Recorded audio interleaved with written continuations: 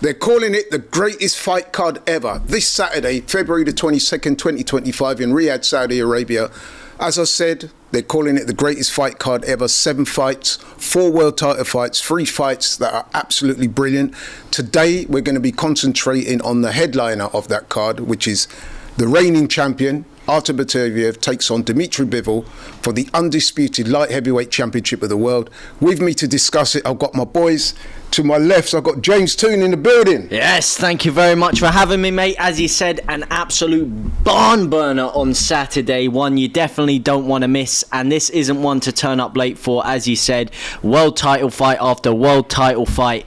And I certainly cannot wait for this main event, the rematch of all rematches. Absolutely. And also, my boy Jigs in the building, knows his boxing, been in the ring himself, so he knows his way around. Jigs. Thanks for having me. Happy to be here. Can't wait for Saturday.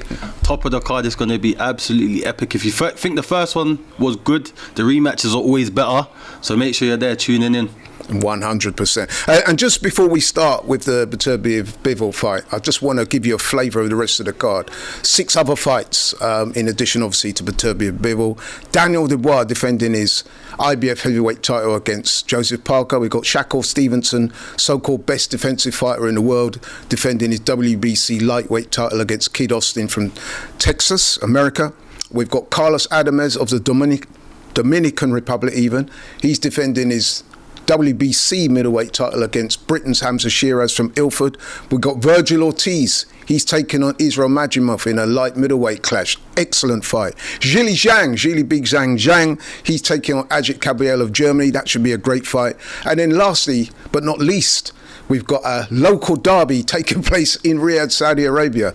Light heavyweight explosion between Joshua Buatsi of Croydon, Callum Smith of Liverpool. Again, absolutely excellent fight. But for the purposes of this show, we're going to talk about the headliner. It's the rematch that they've all been waiting for, that they've all been talking about.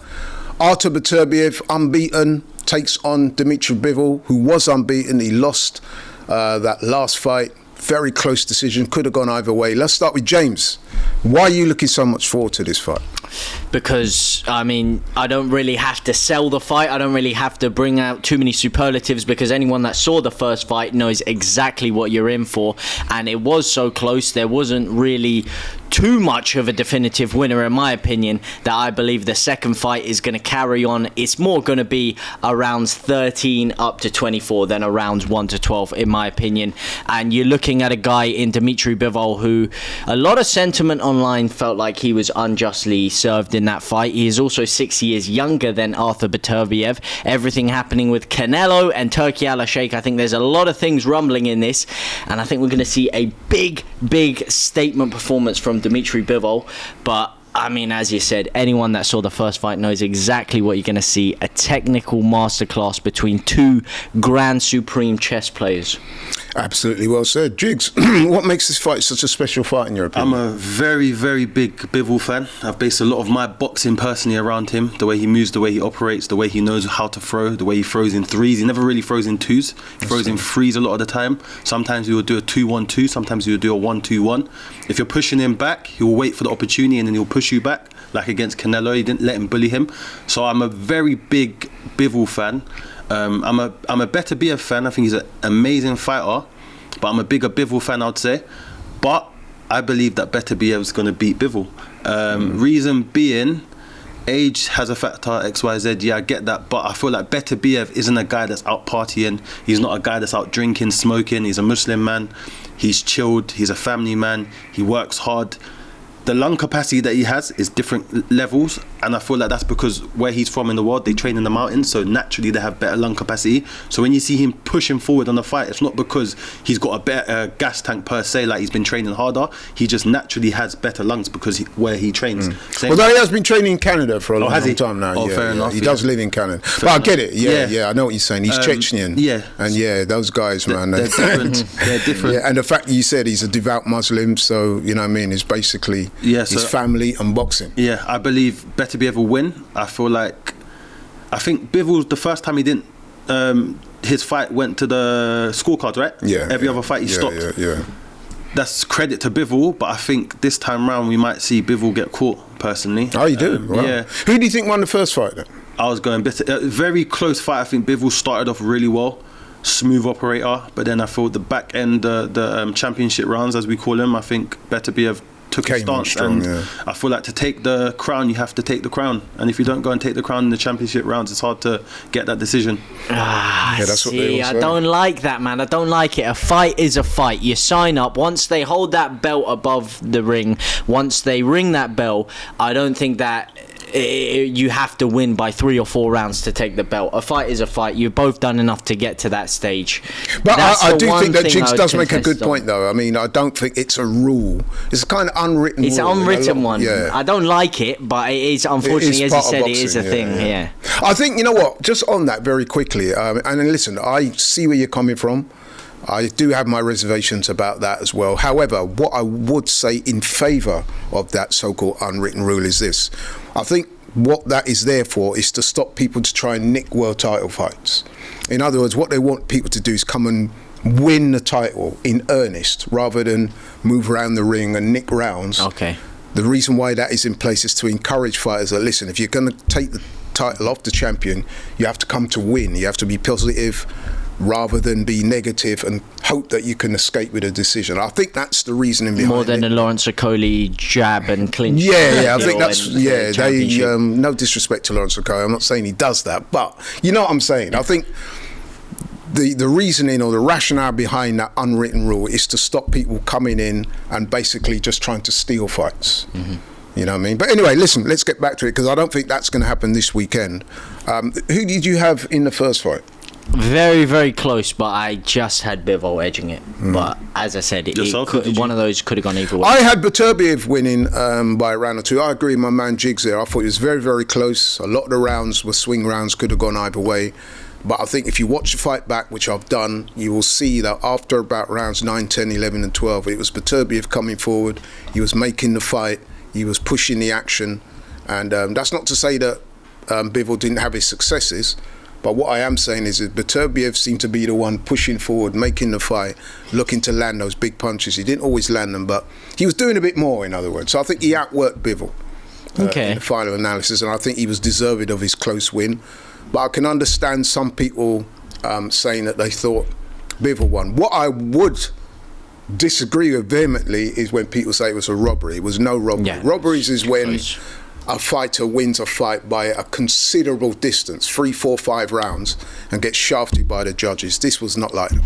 No, it was anything that's swinging by a round or so comes under opinion, comes under what the judges enjoy in boxing. Do they like someone who's more on the front foot? Do they like Subjective. someone who's maybe a bit more technical, like Dimitri Bivol wants to keep him outside, keep him out with his jab and use his footwork and try and dance around a little bit more? So it is very subjective, and I think Bivol is potentially going to have to step on the gas a little bit more earlier on. We've seen Beterbiev sometimes have a slightly slower start to fight. As you said, he's someone who, as the fight goes on, he really grows into it and makes the most out of his extreme cardio. So I think you're going to have to see Bivol maybe step it on, take a few more risks earlier on and try to damage Beterbiev, work the body, stop Or he might Beterbiev from being decide able that to he recover. will maybe keep it conservative for the first couple of rounds, and he might decide to come on strong in the later rounds. In other words, pace himself to the point where in those championship rounds, i.e. 10, 11, 12,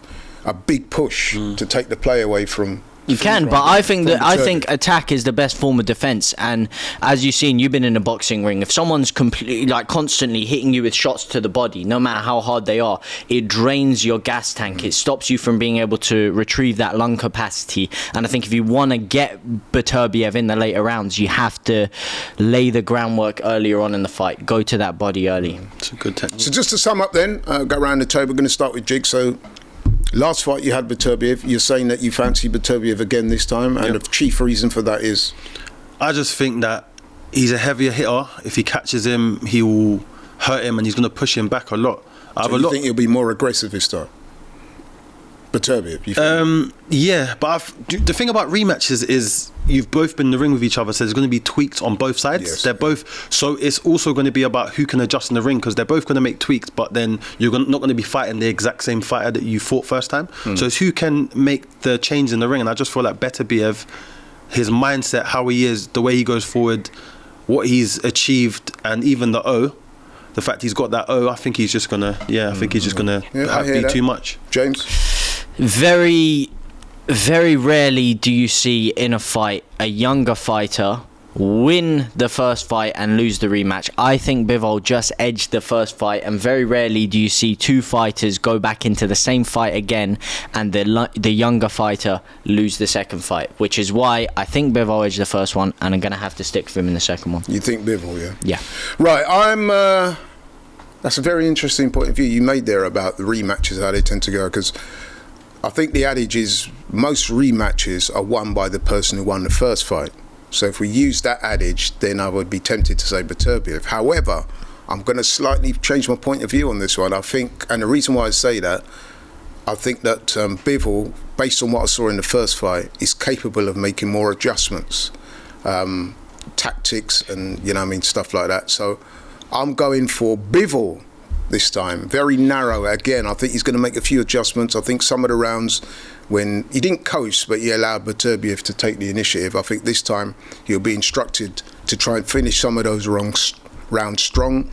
And I think in the rounds 10, 11 and 12, the championship rounds, I think he will be cognizant that he needs to finish strong, and I think he'll do that, and he'll just about eke out a decision. I think the other reason why I'm leaning towards Bivol is because you've got to think about it. Beterbiev is up in age. What is he? 40 years old now? Yeah, going 30, on 40. 39, yeah. I thought he was 40 already. Anyway, he's up there in age, and he's had a lot of injuries, and you keep going to the well, one day they say that bottom's going to drop out. It could be this time. So yeah, I'm going Bivol. So Beterbiev, Bivol. I think one thing we could probably all agree on, though, is I'm Beterbiev, you're both Bivol, but I feel like if it was to swing the other way, we wouldn't be too surprised. No. Do you know what I'm saying? So it's a very much 50-50 at the same time, if that makes sense. It's going to be another close fight. I'm pretty sure it's going to go the distance. And yeah, I'm going Bivol, you're going Bivol, you're going Beterbiev. Yeah. You guys, what you going? Let us know in the comments, man. It's going to be a great fight. It's going to be a close fight. We want to know what you think. But anyway, thanks so much for watching LL Sports TV. Thanks to my boy James in the building. Thanks for having me. Thanks to my boy Jigs in the building. We are going to be doing a watch along. It is going to be on DR Sports, so make sure you check that out this Saturday. We're starting about 8:30. Check us out, and can't wait. Take care. See you guys soon. Peace.